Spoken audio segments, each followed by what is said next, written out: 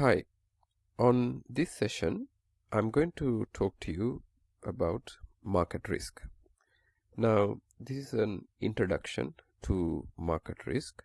So, on this couple of slides, I'm going to take you through some of the most basic market risk that's faced by most of the financial institutions, and also give you some examples to some of the common types of general market risk that's faced by most financial institutions.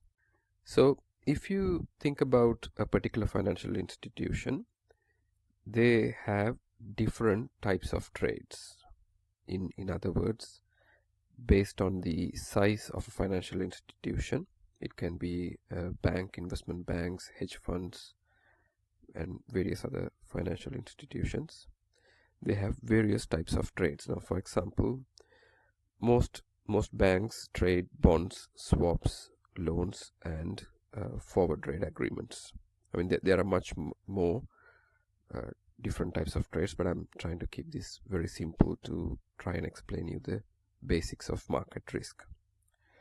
Now, I have put 4 different baskets here to categorize different types of market risk. So now if you have a bond, the bond has an interest rate risk. Now what I mean by that is, if the interest rate moves up or down, the value of these trades will either move up or down. In other words, sometimes it could end up in profits, it could end up in losses, and there are some other times the losses could be much higher than what's expected. So that's what we mean by interest rate risk. So that's a type of a market risk, because when interest rate moves, banks have a huge amount of risk that needs to be managed, and also other financial institutions. So let me show you an example. So this diagram, what you see here, is basically the historical UK base rate history. So it's basically the historical base rate. So you can see in the x-axis I have shown you the years, and on the y-axis the percentage. So you can see we are somewhere here. 2019, the base rate is 0.75%. But if you look at the history, you can see for the almost last 10 years it was 0.5%. That's 50 basis points. In other words, 0.5%. And the base rate dropped quite significantly to 0.25% in 2016, somewhere in July 2016. So this is where, when the Brexit referendum, when UK voted to leave the European Union. So you can remember the markets went through a huge turmoil, and the UK base rate dropped quite significantly from 50 basis points to 25 basis points. So this is a kind of a interest rate risk. Now imagine if a bank holds loads of sterling related trades.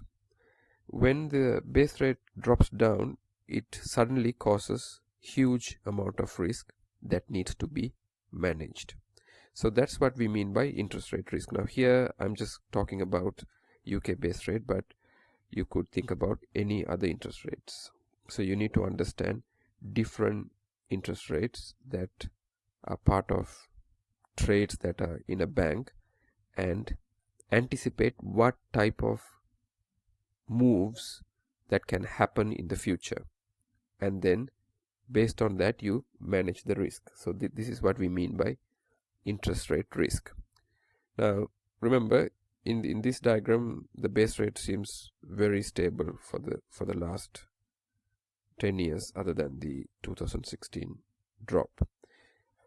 But most of the interest rates, they don't have a straight line like this. They can go up and down literally on a daily basis, which makes the managing of interest rate risk quite complex. Now there are various tools to manage it, which I will discuss in another session. in this session, I just want you to give a introduction and overview on how market risk impacts a business. So this is one of the reasons, even if you're not in the market risk department, understanding this will really help you to see the big picture and also add quite a lot of value to the business. So the next is FX risk.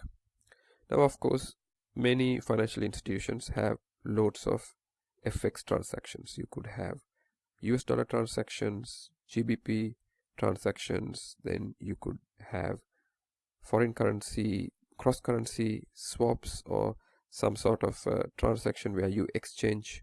Now here I'm just showing you you're exchanging Hong Kong dollars to US dollars, or you could have transactions where you're exchanging sterling pounds to New Zealand dollars and various combinations. This is just a very small snapshot.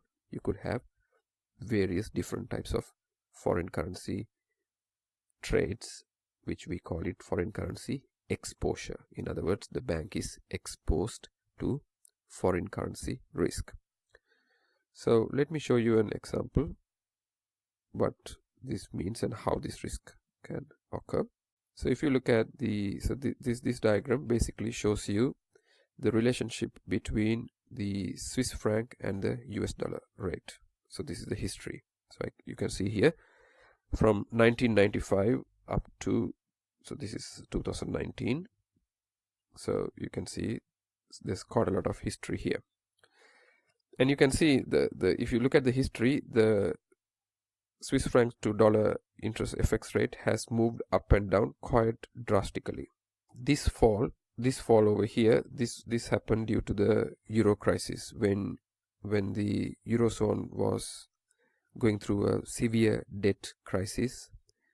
Most investors were investing in Swiss francs because they thought Switzerland and investing in Swiss francs will be the safest option because the whole eurozone was going through a large debt crisis.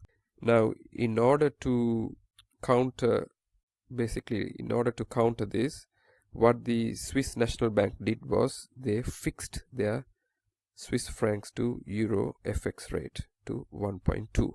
What this meant was that basically they artificially reduced the demand for Swiss francs. That's what the Swiss National Bank did, because they noticed all the investors, basically the whole world, was investing in Swiss francs instead of euro, because euro was going through a debt crisis. And because of that, to stop Swiss francs coming in to the country, what the Swiss National Bank did was they fixed the exchange rate between CHF and euro, and this pushed the Swiss franc drastically down, and that's the reason you can see this massive drop in 2010. This was the period 2010-2011 periods. Actually, this was 2011. So you can see even on a daily basis, the FX rate is quite volatile. In other words, it goes up and down quite drastically. So in a bank or in any other financial institution, if you have quite a lot of FX related trades, these trades can be in hundreds of millions or billions worth of trades. So any small move in a FX rate will cause a huge risk. It can be a profit. Profit is not a risk, of course. When it causes a loss, that's a risk. So this is kind of the market risk we talk about when we are talking about FX risk. There are ways this can be managed, and understanding this helps you to look at any FX trade with a big picture, how a particular trade can be impacted by market risk, or why did we make a huge loss in a particular day. It helps you to explain the risk and also how this can be managed. So that's FX risk. Now let's look at equity risk. So that's a third type of general market risk, equity risk. So again, let me show you an example. So here, basically, this is the S&P 500 history. You can see S&P 500 dropped quite a lot. So this huge drop here, this happened during the 2008 financial crisis. You can see the S&P 500 dropped drastically. and then you can see it has been volatile, but it has been increasing, and then we can see a large drop here. This happened somewhere during October 2018. This was mainly due to some of the technology stocks crashed quite a lot, such as Amazon, Facebook, Google, etc. So this was due to some of the technology stocks had huge drops. So this is basically how the stock market has behaved historically. So the question becomes, so this is equity. Now the question is, if you're in a financial institution and that financial institution has loads of different types of equities, you can have, for example, IBM stocks, Apple stocks, or you could have trades related to the index such as S&P 500, FTSE 100. Now what happens tomorrow if the Apple stock drops by 20%? Now as a financial institution, let's say you have 200 million worth of Apple stocks. Now tomorrow if Apple stock falls by 20%, drops by 20%, that's a big loss. 20% of 200 million is 40 million loss. So as a bank or as a hedge fund or any other financial institution, you need to manage that risk. How will we manage tomorrow if the market suddenly moves down? So these are some of the things that you need to consider as equity risk, which is a common market risk. Now the fourth type, we call it commodity risk. So remember, financial institutions also trade in commodities such as gold, oil, silver, copper. Now just like the other market risks, when the price of these commodities move up and down, there's quite a lot of risk that needs to be managed. For example, if you look at so this is the oil price history. You can see it's highly volatile. It has been very highly volatile. The volatility is mainly driven by demand and supply for oil. When there's a drop in the oil price, and let's assume that a particular financial institution holds oil trades. Now when the oil price drops, the value of the oil trades will drop significantly based on the drop. So this kind of risk has to be managed. So you can see, when we talk about market risk, there are different types of factors that can impact the profit or loss in a bank on a daily basis. So because of this, it's very important to understand how these risks impacts different types of trades in a business, how they can be managed, how it should be measured. Now having an understanding of this helps you to add real value in any department you're working. It doesn't have to be in a risk department, even if you're in a finance department or you're in a client facing role. This helps you to understand what would help the bank to make profits, how should the bank manage its risk, how should you even price a product. So this is the whole concept of market risk. So I hope you understood kind of the basics of market risk. Drop me an email or send us a message if you have any questions, and on some other further videos I'll take you through how to actually measure them, how to understand the different types of trades and how they can be impacted, all those kind of things. Thank you.